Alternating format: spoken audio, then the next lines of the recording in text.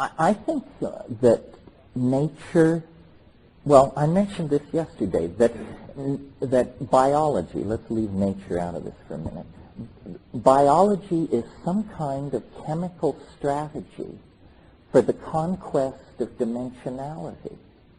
I said this yesterday, but I'm not sure I was understood. And what I mean by that is the entire history of biology, from the first naked DNA to this moment, is a history of progressively taking more and more control of more and more dimensions.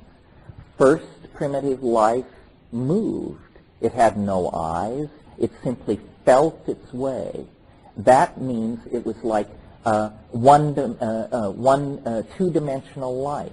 It just feels its way down a linear period of sensation, defecating, eating, undergoing mitosis, and so forth and so on. But it's a two-dimensional thing. Well, then life acquired light-sensitive chemistry, which it sequestered on the surface of its cells, driven by serotonin, interestingly enough. And this light-sensitive chemistry gave the idea of a gradient. The organism had, however dimly, the notion here and there. And to have the notion of going from here to there, you have to add in the notion now and then. And what these notions being added in are dimensional vectors into the reality space. Well, then the entire history of life, from, let's say, the Crossopterygian fishes to Homo habilis, is simply the history of developing more efficient organs of motion in the three-dimensional world. Better eyes, better arms, better legs, mobility, motility, so forth and so on. Then, with the appearance of true human beings and language, an entirely new dimension, let's call it the fourth dimension of time, begins to be invaded in a very subtle way. It's that monkeys can't tell stories to each other about past experiences or hoped for denouements. Human beings can. That act of linguistic recollection is a small conquest of dimensionality. Well, once you invent writing, then all of the past can, in a sense, be kept in the present. The present is not a narrow slice of experience fading off into the past and the future. It becomes instead like a train moving into the future. The future is unknowable, but the past can be recollected and analyzed. And if the analysis is sophisticated enough, one can begin to triangulate outward toward the future. The history of science is the history of prediction. Well, what is prediction? It's taking control of a previously uncontrolled dimension, the future. And I think that the rise of electronic technology, the rise of extremely complex language-using societies means that we're about to go wholly in to the fourth dimension, the temporal dimension. And we see ourselves as distinct from our technologies. You see, like when you are in a car, you think, I am a human being driving a human invention. But there is a point of view from which, no, you are just a human being who has put on another level of humanness, which happens to have wheels under it, and is rolling along. In other words, genetics, that changes the stuff of our bodies.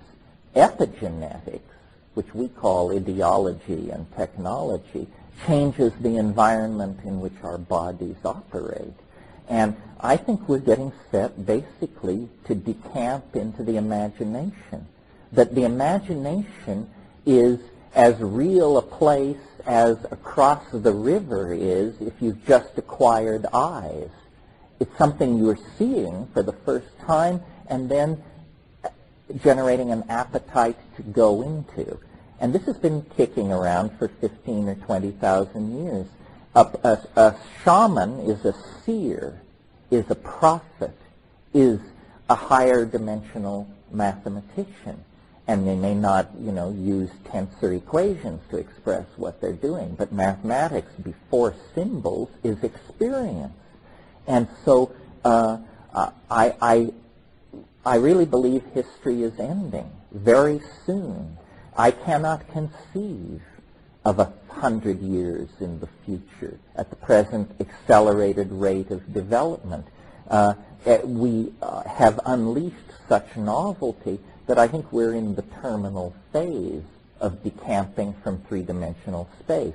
We are leaving the womb of Newtonian being for something else, the imagination. And the birth is tumultuous.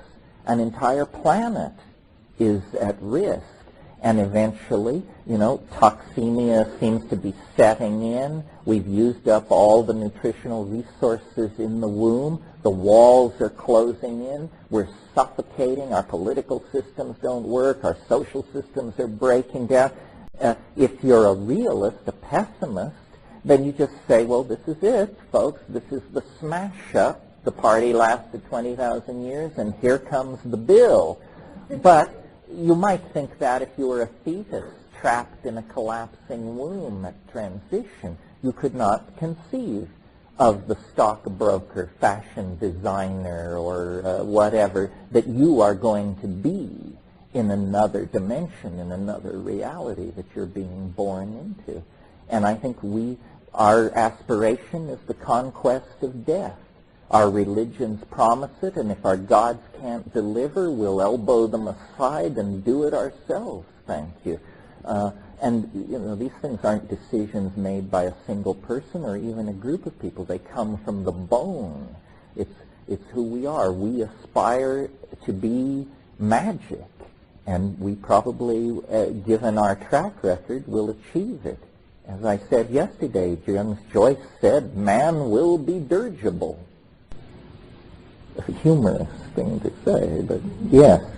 I don't really understand what you mean by that, like even for the birth of the imagination. You mean like that Star Trek episode where they have no bodies, and the guy makes himself into a big cat? And, one of the nice things about my position is I don't have to entirely understand myself because I'm self-defined as a primitive. When we talk about decamping from Newtonian space, and you're asking me, what would it look like? I'm as puzzled as you are. I don't know. Is it nanotech? Are we going to become ant-high and all live in 1 acre of the rainforest? Are we going to find a way to completely transpose ourselves into the net and just shed our bodies the way we once shed the placenta that connected us? I once said the body is the placenta of the soul. But is that a religious statement or a technological goal? What do we mean the body is the placenta of the soul? And then people get really agitated because a lot of people, and I include myself among them, rather like the body. And you can imagine a debate in the Archaeozoic ocean when people of a very scaly and lantern-jawed type said, listen, we're leaving for the land. You say, you cannot live on the land. There's no water on the land. The land is our whole being. We're defined by the water, the joy of swimming, the great, on and on and on. Well, some organisms turned their back on that. And so then we had the conquest of the land. It's a big thing. It's a big thing because what we're being asked is, what is humanness? What can you discard and still be human? Can we discard our bodies and still be human? Can we discard our ethics and still be human? I'd rather keep my ethics and get rid of the body. But, we are sexual creatures. What is life? What is sex without a body, for crying out loud? How does that work and look?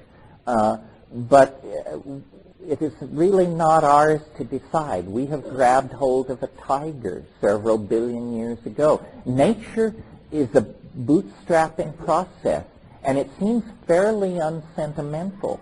You know, there's no tears shed for the great sauropods that once stalked the planet.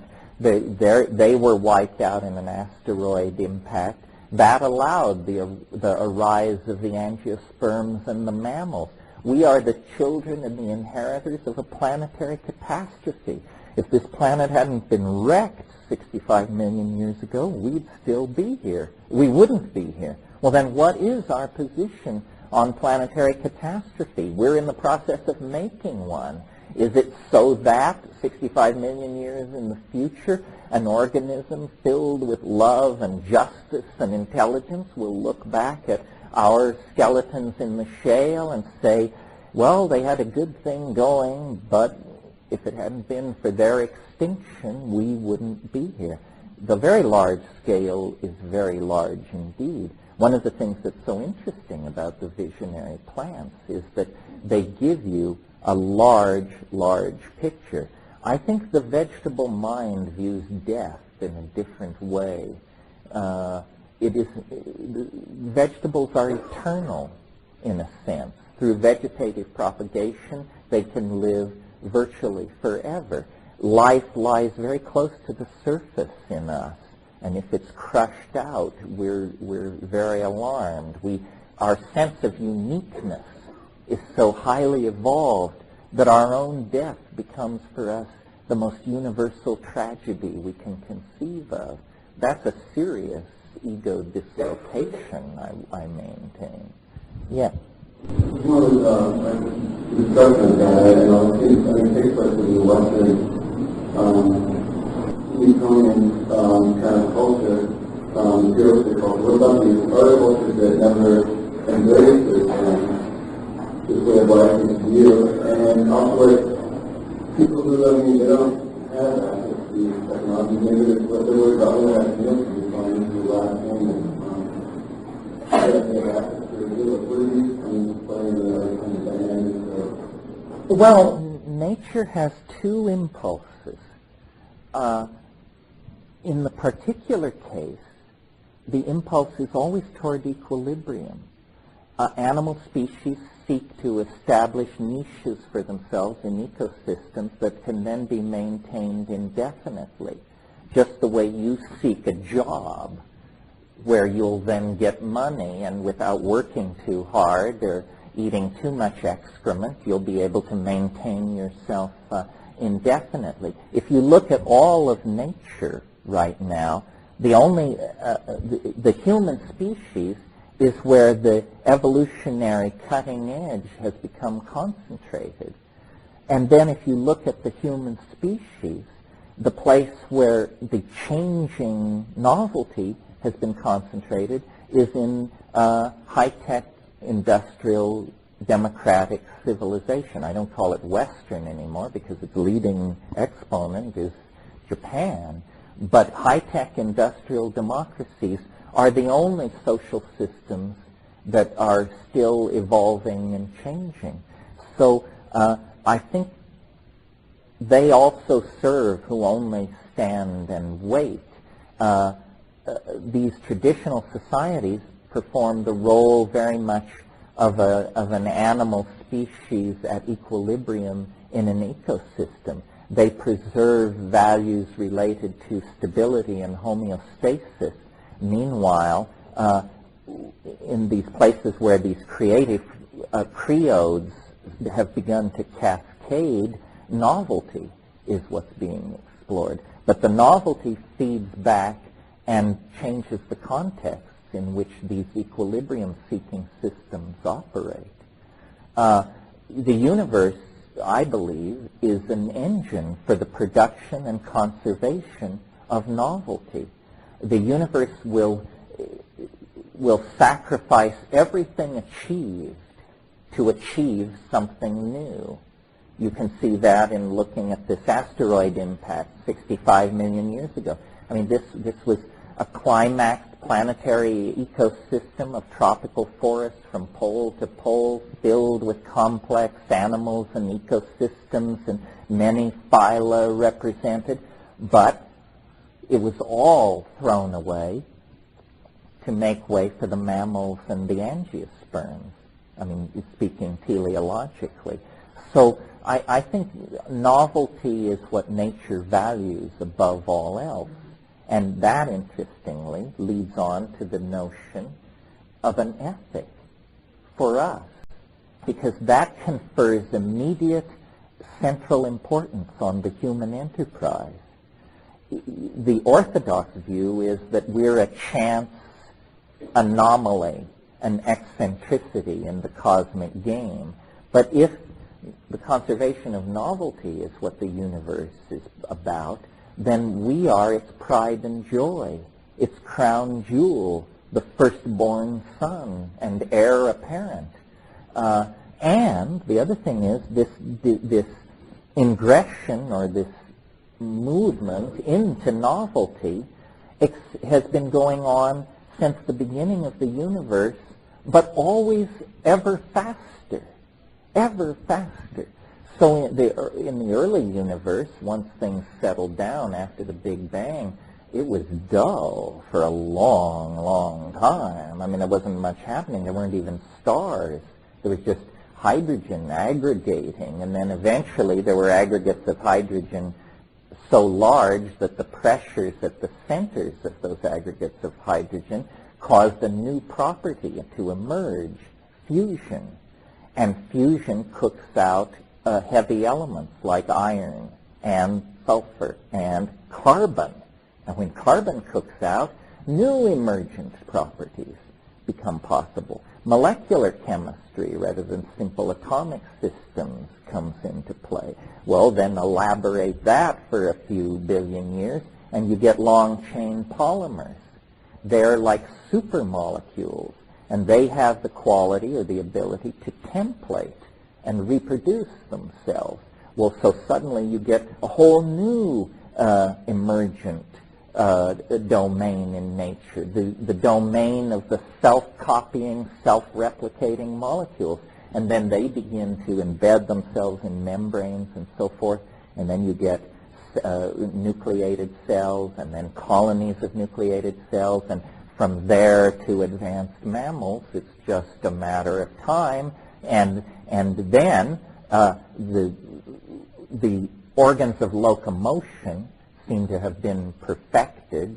The fastest animal in the world can run 70 miles an hour, something like that. And so then the development seems to concentrate in the nervous system. The coordination no longer of space, but of information. Information becomes the new coinage. Advanced binocular vision systems evolve. Pack signaling systems evolve in social animals. And then, at some point, the level of complexity is sufficient to cross a boundary into true language, true representation of the past in the present through symbolic activity. In each case, these stages are happening faster and faster and faster. Language is probably less than 100,000 years old. It may be half that age. Well, good grief, that's less than 3,000 generations in the past. Language, that's yesterday. And yet, since the inception of language, look at what has happened. Urbanism, global conquest of the environment, mathematical conquest of nature. We can call down the fires that burn in the hearts of stars to the deserts of this planet, or if necessary, down upon the heads of our enemies. That's an extraordinary feat for protoplasm to be able to undertake. Extraordinary. And so I think this accelerating novelty indicates that we are on the brink of just going down the novelty well and becoming as unrecognizable to ourselves as we would be to Tyrannosaurus rex if it were introduced to us as the heirs to its struggle and dreams.